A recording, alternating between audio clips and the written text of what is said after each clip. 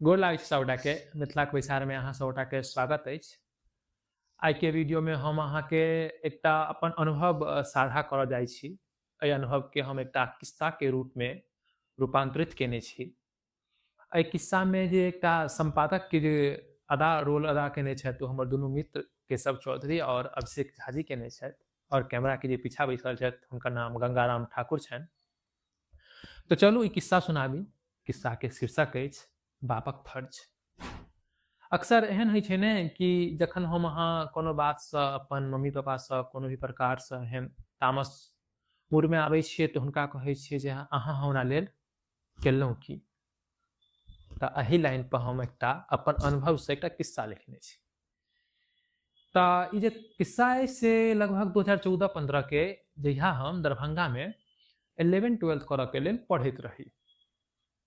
तऽ एक दिन के बात छै, अहिना हम कोचिंग से आबि कऽ खाना पीना खा कऽ ओछैन पर गेलहुँ सुतै लेल। तऽ हमर अचानक से फोन बाजल। फोन देख कऽ कनि हम घबरा गेलहुँ। नुनू कक्का किया फोन कऽ रहल छथि हमरा। होइ छै ने कि फोनक नंबर तऽ सेव रहत अहाँके फोनमे, लेकिन एहि तरहक कोनो एहन इंसान जे मतलब हुनकर फोन एनाइ बहुत ही आश्चर्यजनक बात लागै छै जे ई कैला फोन कऽ रहल छथि।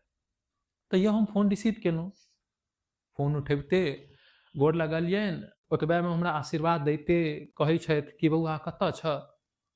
हम कहलियनि कक्का घर पर। कतऽ गाँवमे।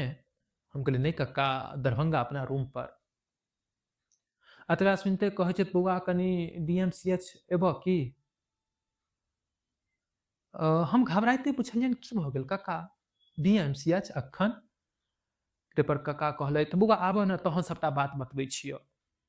एते सुनिते हम फोनके अपन पॉकेटमे राखैत 50टा रुपैआ राखैत हम DMCH के लेल निकलि गेलहुँ। अच्छा ओहि टाइममे हम शुभंकरपुरमे रहैत रही। तऽ DMCH जायके लेल शुभंकरपुरसँ हसन चौक तक पैदल आबऽ पड़ै छै, ताहिके बाद ऑटो लऽ कऽ DMCH जाय पड़ै छै। तऽ हम शुभंकरपुरसँ हसन चौक तक पैदल एलहुँ और ऑटोके इंतजार करऽ लगलहुँ।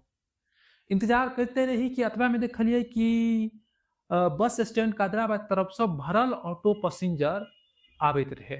हाँ देखलियै तहिना हमर पैर लग आबि कऽ रुकि गेल। हम भरल ऑटो पैसेंजर देख कऽ ऑटो ड्राइवरसँ पुछलियनि भाईजी अहाँ हमरा कतऽ बैसायब, अहाँके ऑटो तऽ पूरा भरल अछि। ताहिपर हमरा कहै छै भाईजी अहाँ टेंशन कैला लै छी, अहाँ आबू ने बैसू ने। अहिना की केलथि तऽ कनिक एक साइड भऽ कऽ बैस रहलथि, एके पैर पर खड़ा भऽ कऽ हमरा कनि सीट दऽ कऽ बैसा लेलथि। हमहूँ कहुना कऽ बैस कऽ अपन ऑटोमे निकलि गेलहुँ DMCH के तरफ। DMCH के लेल जहिना 10 कदम आगाँ बढ़ले ऑटो तऽ हम देखलियै एकटा अधेड़ इंसान। लगभग हुनकर उम्र 50-55 रहल हेतै। शायद रोटी के कमीसँ या उम्र के वजहसँ चमड़ा पर झुर्री लटकि गेल रहै। अच्छा महीना के रहे जून और दिनक लगभग 12-1 बाजैत रहे, एकदम चिलचिलाइत गर्मी। जहिना DMCH के लेल आगाँ बढ़बै ने हसन चौकसँ तऽ चढ़ाई ने रास्ता ने कनि चढ़ाई पर छै, तऽ हुनका ठेला नहि ठेलल जाइत रहनि। तऽ उतरि कऽ ठेला ठेला लगलखिन कि अतबेमे हमर ध्यान हुनकर आंगुर पर गेल। संभवतः हुनका ईटा उठाबऽमे चोट लागि गेल रहनि। अपन वजनसँ 10 गुना ज्यादा वजन के ठेला ठेलैत रहथिन। इस दृश्य देखते हमर ऑटो कनि और आगाँ बढ़ि गेल कि हम झल्ला कऽ पूछि देलियनि भाईजी अहाँ 20 रुपया लेल एतेक मेहनत कैला कऽ रहल छी। तऽ ऑटो ड्राइवर वाला भाईजी कहै छथि भाईजी अहाँ नहि बुझबै, अहाँ रहऽ दियौ। हम फेर तमसा कऽ कहलियै भाईजी कोन एहन बात छै जे हम नहि बुझबै, अहाँ हमरा कहू तऽ। कि अतबेमे ऑटो रोज पब्लिक स्कूल के आगाँ दऽ कऽ गुजरैत रहे।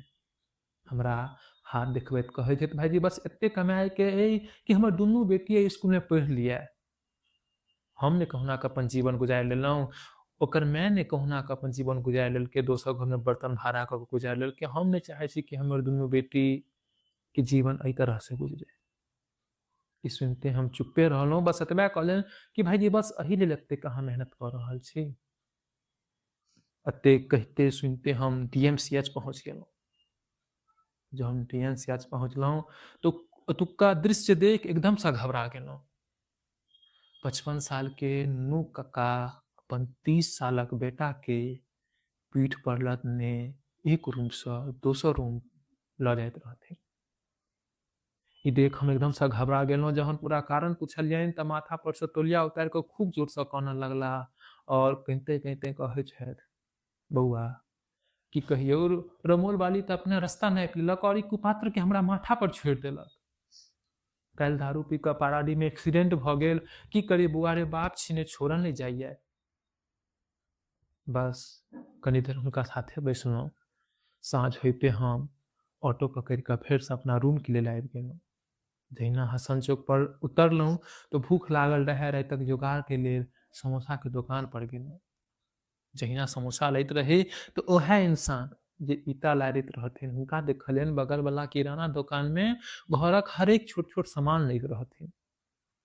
और अंत में पार्ले जी के बिस्कुट के डिब्बा। याद आबि गेल हमर अपन बचपन के दिन, जहन हमर पिताजी हर सामान लऽ लेथिन तऽ एकटा पार्ले जी बिस्कुट के डिब्बा सेहो लथिन। एतबा में हमरा याद आयल हुनकर चोट लागल। जहन हुनकर हम आंगुर के तरफ ध्यान देलियै तऽ खून लगभग सुखा गेल रहनि हुनकर। ई सब देखते, एहि दृश्य के देखते हम घर पहुंचल। राति में खाना खा कऽ सुतऽ गेलहुँ। दिनक पूरा दृश्य हमरा दिमाग में घूमऽ लागल और पता नहीं किया हमर अपन पिताजी के संघर्षक कहानी याद आबि गेल। हम भरि मोन कनलहुँ और सुति रहलहुँ। तैयो हम सब कहै छियै, अहाँ हमरा लेल केलहुँ की? ई हमर एकटा छोट अनुभव छलै जे हम अहाँ सबके साथ साझा केलहुँ। आशा करै छी अहाँ सबके बढ़िआँ लागत। अगर बढ़िआँ लागत तऽ जरूर शेयर करू, सुनू और अपन पिताजी के संघर्षक कहानी के सही मोड़ देवऽ के एकेटा तरीका इएह होइ छै कि अहाँ जे अपन जीवन में कऽ रहल छी ओकरा एकटा सफल बनैयौ, न कि हुनकर सेवा बारी करियौ। हुनका लेल सबसँ बढ़िआँ सेवा छै जे अहाँ जे भी किछु कऽ रहल छी ओहि लाइन में अहाँ सफल भऽ जाउ। कोनो भी माता पिता के लेल कैसे बढ़िया सेवा और किछु नहीं होइ छै। तो चलू एहि संदेश से विदा चाहै छी। धन्यवाद। जय मिथिला, जय मैथिल।